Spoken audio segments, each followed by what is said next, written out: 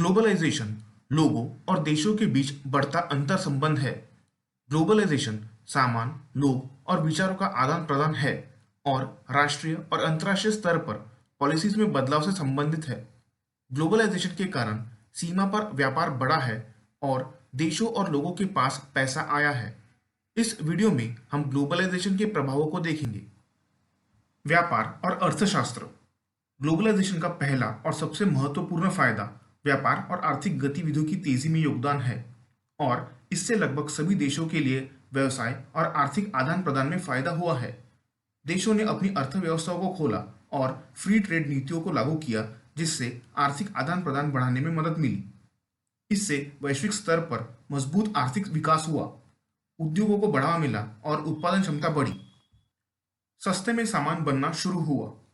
एक क्षेत्र या देश अपने क्षेत्र में कच्चे माल की मौजूदगी के कारण बड़ी मात्रा में उत्पादन कर सकता है। वो देश दुनिया के अन्य हिस्सों में अपना सामान निर्यात कर सकता है। इससे माल की लागत को काफी हद तक कम करने में मदद मिलती है। सस्ते भोजन से लेकर कपड़े और इलेक्ट्रॉनिक्स तक सभी में ग्लोबलाइजेशन की वजह से अंतिम लागत में काफी कमी आई है। सांस्कृतिक लेन देन। आर्थिक गतिविधियां बढ़ने के कारण प्रवास, ट्रांसपोर्ट और यात्रा भी बढ़े हैं, जिसके कारण सांस्कृतिक लेन देन हुआ है।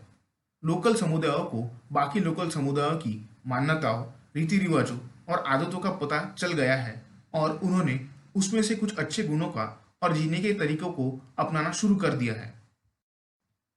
किताबें, फिल्में और संगीत एक संस्कृति के महत्वपूर्ण हिस्से हैं और हाल ही में इंटरनेट में हुई प्रगति ने उन्हें दुनिया के सभी कोनों में आसानी से फैलने में मदद की है। सांस्कृतिक लेन देन की गति के लिए ये शायद सबसे बड़े योगदान करते हैं। लचीला श्रम बाजार।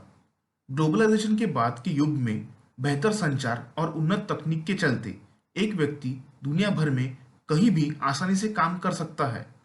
किसी भी एम्प्लॉय को कंपनी के देश में होने की जरूरत नहीं है और पूरी दुनिया में कहीं से भी भर्ती किया जा सकता है। एक एम्प्लॉय स्किल्ड या अनस्किल्ड वर्तमान वर्ष में एक देश में काम कर सकता है और अगले वर्ष दूसरे देश में स्थानांतरित हो सकता है। पैसों का असमान विभाजन। व्यापार और आर्थिक गतिविधियां विश्व स्तर पर बढ़ी है, पर कुछ कंपनियों, सरकारों और व्यक्तियों ने दूसरों की तुलना में अधिक मुनाफा कमाया है, जिससे असमान धन विभाजन हुआ है। तथ्य की बात के रूप में यह माना जाता है कि दुनिया की कुल संपत्ति का लगभग 82% हिस्सा 1% जनसंख्या के पास है। पर्यावरण पे प्रभाव।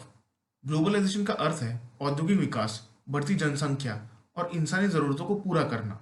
इंसानों और सामग्रियों के बढ़ते प्रवास के लिए जंगलों को काटना पड़ता है। इससे पर्यावरण में कार्बन डाइऑक्साइड, कार्बन मोनोऑक्साइड जैसी हानिकारक गैसों की मात्रा लगातार बढ़ती है। सांस्कृतिक नुकसान। सांस्कृतिक लेन देन की अनुमति ने दुनिया की संस्कृति को कुछ हद तक समरूप कर दिया है, जिसके कारण कई देशों से विशेष सांस्कृतिक विशेषताएं गायब हो रही है। आप हमारी सूची में और क्या प्रभाव जोड़ सकते हैं?